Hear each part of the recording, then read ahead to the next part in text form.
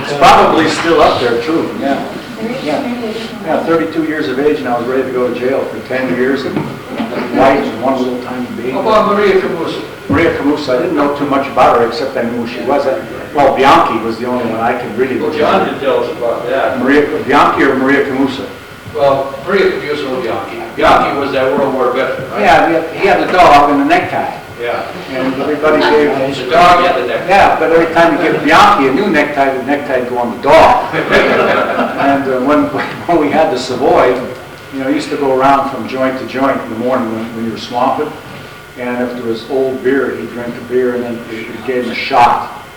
Give him a shot, you know, in the Savoy, pour him a shot of whiskey or something like that. Half in the dog first. The dog got half of the booze and then he If it was good, the dog was smashing for me. That'd be a tough dog. But he did. He had the dog and he walked him down. They said shell shock from World War I. I think he had a plate, didn't he, John? I think he had a plate. Ice cream cone, that was another one. Yeah, my grandmother, when the war ended, most of the guys that were World War II Italians, their ship was this group here in Missoula, their ship was impounded off the coast of Florida 6 months before the war was declared. And they were imprisoned in Montana, down at Fort Missoula. Of course, then we went to war. And they allowed those Italian boys to go into the American service. And some of them joined the American Army. And then the war was over, and they fought. And they were put back in jail, shipped back to Fort Missoula. And my aunt and my grandmother repatriated 7 of them from Fort Missoula because they wouldn't allow them to become citizens. Some of them went on and stayed here, and Danny Bonanini became part of the family and part of the restaurant for his entire life practically. And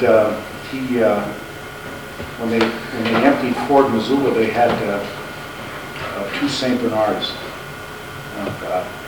2 big dogs, and my aunt had taken 7 of these prisoners, given them jobs. If they had a job, they could stay in this country. And they brought that dog with them. That's what you and the ice cream reminded me of. The dog could only understand Italian, big St. Bernard. And she put him in the chicken coop. That dog went for a walk every morning at 5:30. Come hell or high water, he took the door down, the fence down. He was programmed to go for a walk at 5:30 in the morning. Loved ice cream. Wouldn't eat it off the plate. You had to put it on a plate and then you had to cut the squares. But all he knew was Italian. He couldn't understand English. So we had quite a few Italians that were incarcerated that came back and stayed in Butte and lived in Meaderville too, who were actually American servicemen who were in prison before the war. Never understood. They talked about the Japanese that were interned in California because they were Japanese.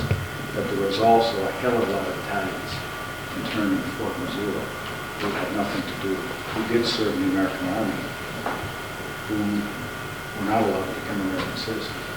Although Danny and the other 5 of us eventually applied for citizenship. And none of them were followed for 2 weeks by the FBI. And it was kind of hysterical. Kind of sad too. Come on, more. If you ask, you can stimulate some ideas. Sir, I was wondering, I've seen another picture of the class in the past about Silva Creek, and they said that it ran right through Meaderville. So what I was going to ask you was, did you go fishing in it or?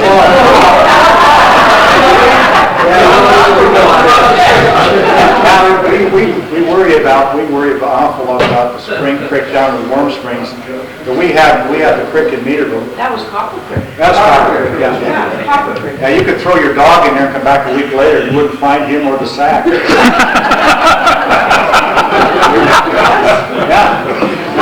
We ran out of that creek how many times? Preston, when it dried out down there, the dust was pure yellow. I never got into the copper water. I was always in the creek up above where we built the dams, and they yeah, we were both because we couldn't help. Yeah, but my dad get mad because it beat the hell out of your pants. So you used to be your feet burned. Yeah, well, your shoes, used to get your shoes out. We used to have to go across the creek to play ball. Yeah, it never froze, Yeah, it was always you hot. walk That was a hot mother, that thing was about a pH of 2.7, I'll guarantee you or more. That was a really rolling guess. Well, one thing I remember about Meaderville in the 50s was going behind the Arrow Cafe and ordering from the cook 50 cents worth of French fries. Yeah. There were 4 or 5 of us kids would go up there, and he'd bring out this huge sack of French fries, grease just pouring out of it. And they'd put some salt on it, we'd sit back there and eat those fries. And another thing I remember about Meaderville is trick-or-treating. Yeah. When we go to the bars, they did a big candy bar, the Hershey bar or something like that. And then we'd go to the tamale shop, and they'd give each kid a tamale. That's good, you got a good memory, that's great. And then I remember, as a kid, going into Sam's Club and ordering a beer when I was like 15 years old. Oh, no. Nobody cared.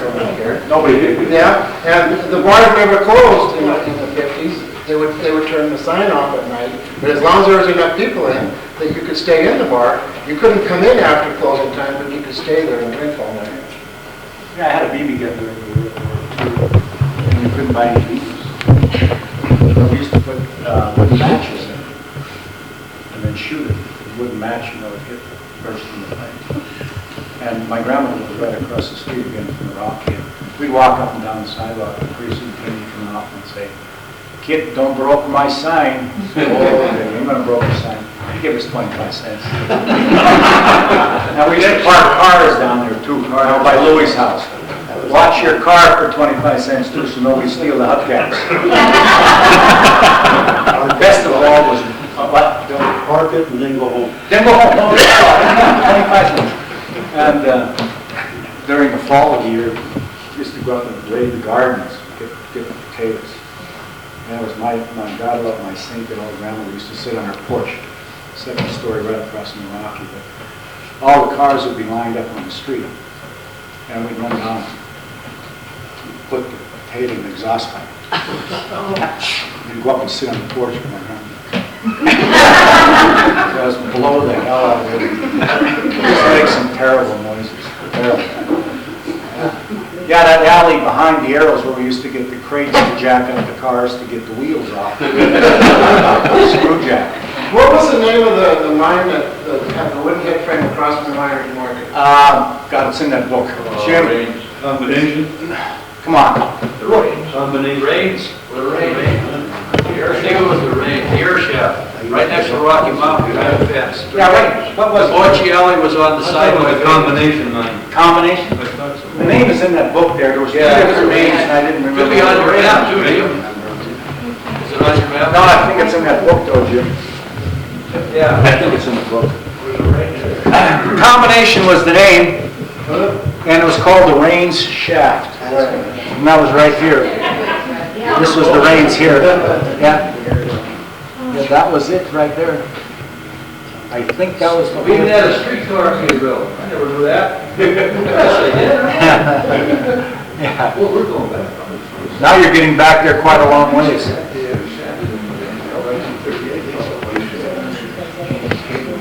But basically, this was the area of Meaderville that's now all in the pit. Anything The else? Holy Savior School was the parish hall and the church and the whole works. Huh? Tell them about the Holy Savior Church. It's buried. It's gone. It's underneath. Yeah. There's enough folks who know that they completely covered the church, the school, the rectory. No, not the They rectory. saved one building. The rectory. What do you do with it? That's Holy Spirit. That's Holy Spirit now. The little Now, rectory. yeah. They saved the one building. The rectory. Okay, Jim.